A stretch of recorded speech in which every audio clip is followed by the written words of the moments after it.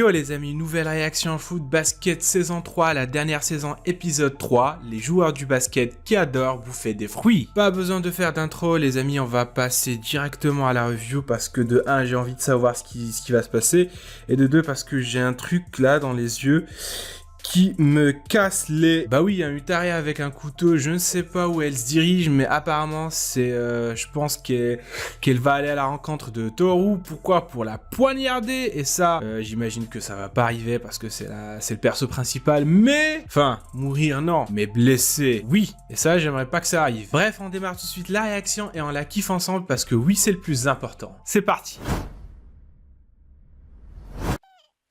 Allez, c'est parti. Ah, c'est vrai, on s'est arrêté avec Kyo, ouais, je m'en rappelle.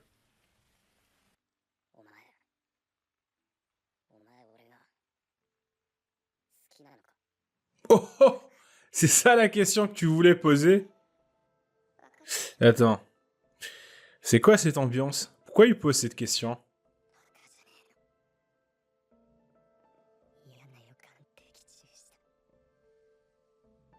Mauvais pressentiment? Pourquoi il a fallu que tu me choisisses?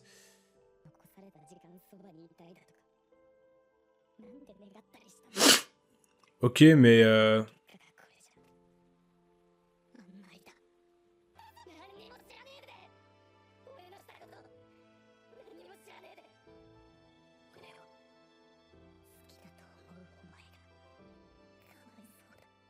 tu me fais de la peine. J'ai pitié de toi.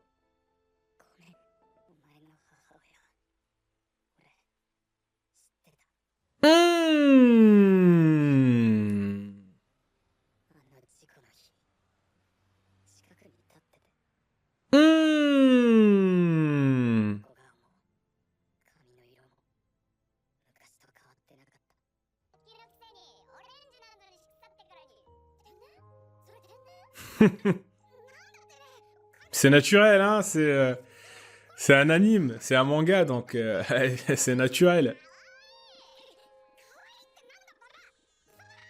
La Vioque.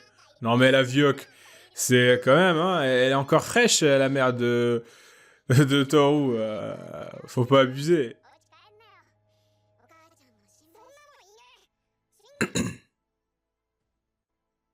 Changement d'ambiance. Non, il n'y a pas de père. Nous rappelez pas ce gros tarba là, cet enfoiré. Son père, c'est Kazuma. Ouais, c'est Kazuma, c'est le maître.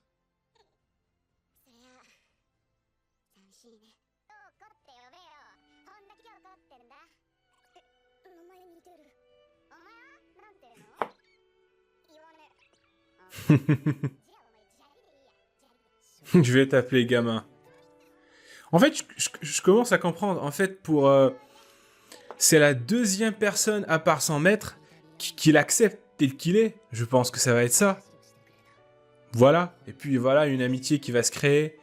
Oh! Les... gamins. Ah oui, c'est la scène qu'on a vue. Ouais.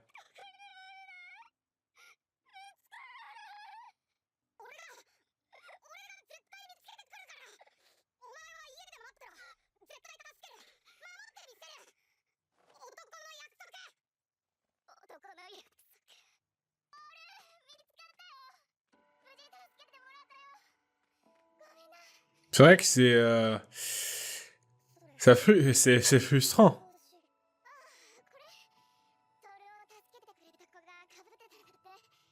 Yuki.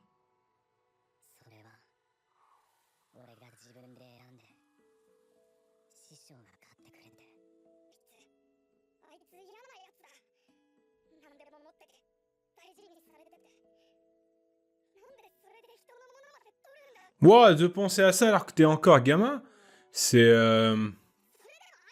c'est incroyable, hein.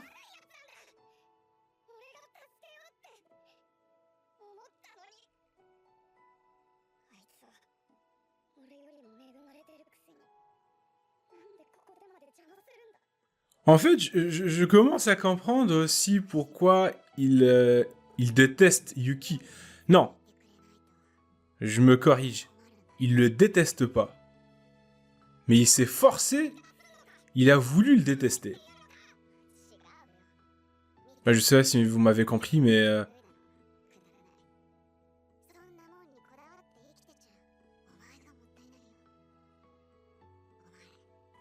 Elle était là pour lui.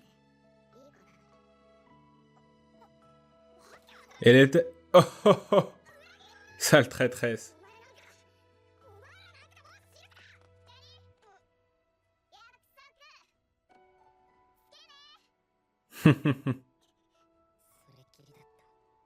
Ça s'est terminé comme ça. Ah ouais. Ouais, c'est un gamin. Parce que je pense que voilà, c'est la deuxième personne à part Kazuma à vraiment l'aimer.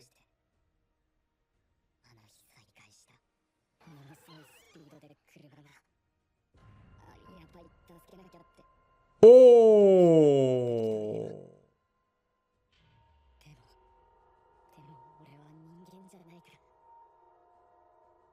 Mais c'était ça, putain. Il pensait que s'il l'a touché, il va se transformer en chat.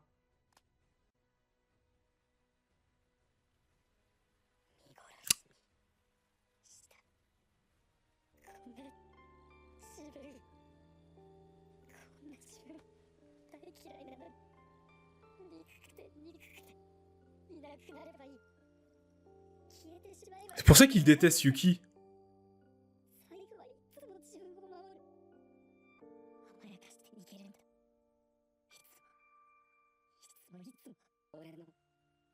Et puis voilà, sa mère et son père, ça n'arrange pas les choses.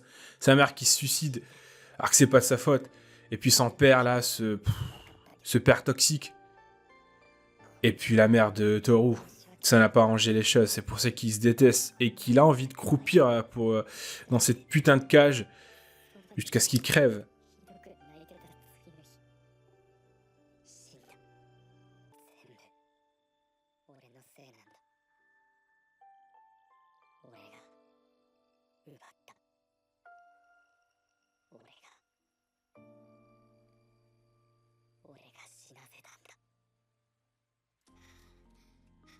Putain, mais cette folle, c'est... J'en peux plus, quoi. C'est... vraiment folle. Je peux pas lui en vouloir, mais elle est folle, quoi. C'est bon. Il n'y a plus de solution pour elle. Il n'y a que Shigure, là.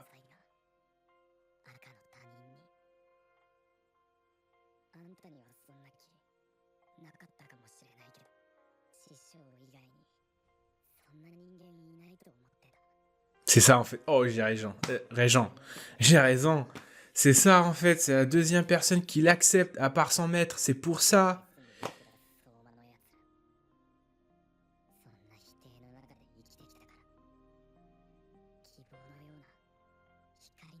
Une lueur d'espoir, tout à fait.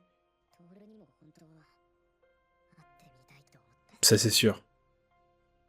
Mais elle est toute mignonne, là, regardez. Putain, Toru, déjà, là, je craque pour elle, là. Elle est toute mignonne. T'imagines, là, putain. Enfant. Ah là, putain. Tu meurs, hein, tu décèdes tellement, elle est mignonne.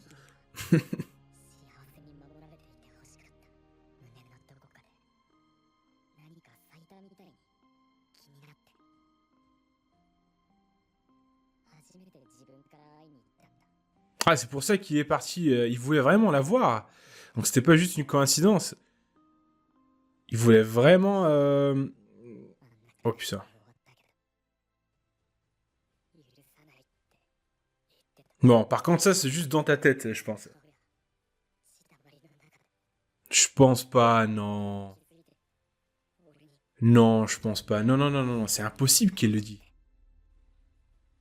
C'est dans sa tête, c'est ça le souci.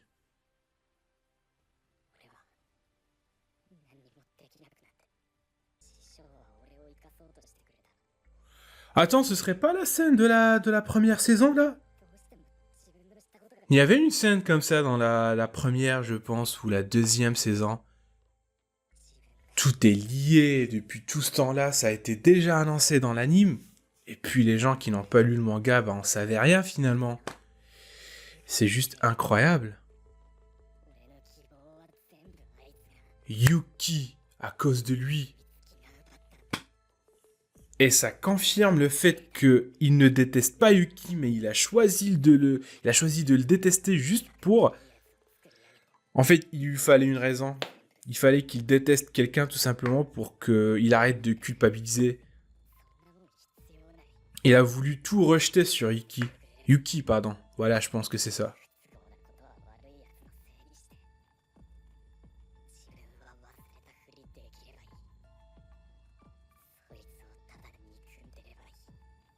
C'est ça.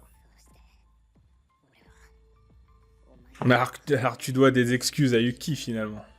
Mais je comprends.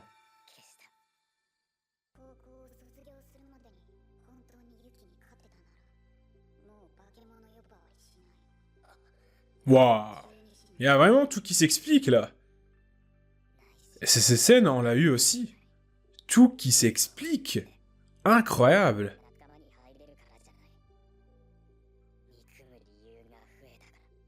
Il voulait juste le haïr comme ça pour... C'est une façon pour lui de s'échapper de la réalité. De la réalité qu'il a lui-même créée. Parce qu'il culpabilise, mais c'est pas de sa faute. La rencontre.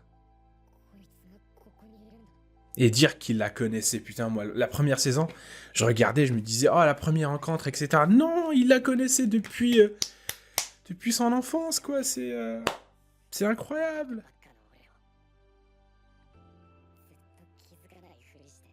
Dire que tout ça c'était caché dans la saison 1, la saison 2, tout ça c'était caché. Pour nous, on voyait autre chose.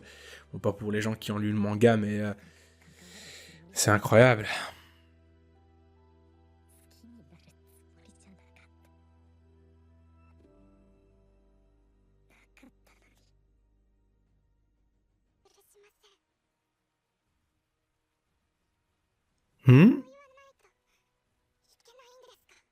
Oh, d'accord, je pensais que vraiment elle avait dit ça.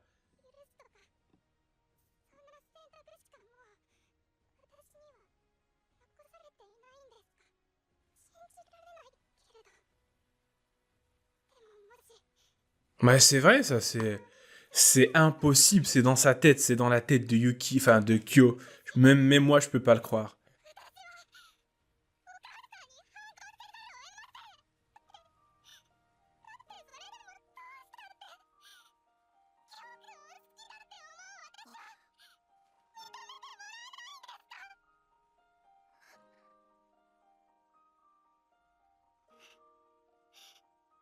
Elle est allée contre la volonté de sa mère, c'est-à-dire en fait, pour elle, elle a trahi sa mère pour toi. Tu me déçois.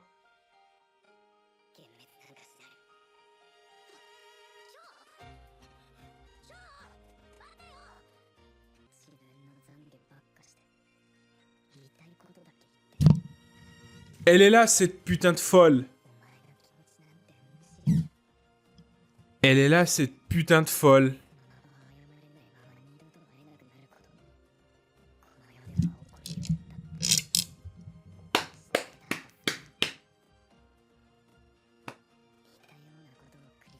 Qu'est-ce qu'on va faire de toi, Akito? Vous arrêtez pas là, s'il vous plaît, quoi, c'est... Putain, entre Akito qui débarque, l'autre qui lui dit « tu me déçois », c'est ça ta réponse? Elle se confesse pour toi. Après 3 putains de saisons, elle se confesse et tu lui dis « tu me déçois ». Ce rejet était tellement, mais tellement brutal, les amis, que maintenant nous avons enfin un bon aperçu de l'histoire de Kyo avec Kyoko. Donc finalement il culpabilise parce que il a choisi tout simplement de garder le secret sur sa forme de chat, sur la malédiction. Et si tu rajoutes à ça tout simplement donc tout le bordel qui se passe dans sa tête là après avec le suicide de sa mère, alors qu'on sait que c'est pas de sa faute, tout ce que lui reproche son père, et bien forcément le mec il craque après avoir été le bouc émissaire du rituel bizarre là, chelou dans lequel il est né, hein, donc histoire de chat, monstre, cage. Le mec il a pleinement intériorisé son rôle. Depuis la saison 1, on voit Kyo se battre avec Yuki. Et si vous revenez en arrière et que vous re-regardez mes premières réactions sur Foot Basket, qu'est-ce que je disais à chaque fois que Kyo et Yuki se battaient?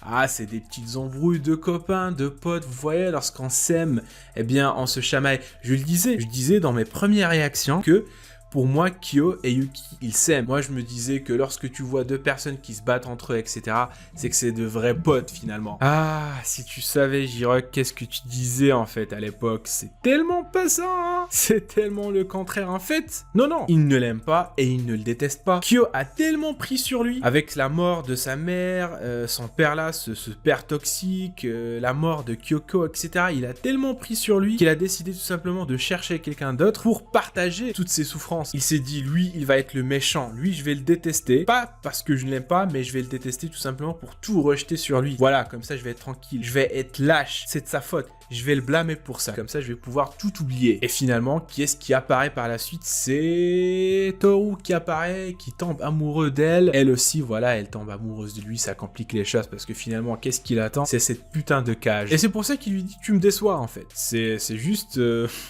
Ouais, je peux comprendre, il a choisi de s'éloigner de Toru parce que, franchement, il m'a énervé, Kyo.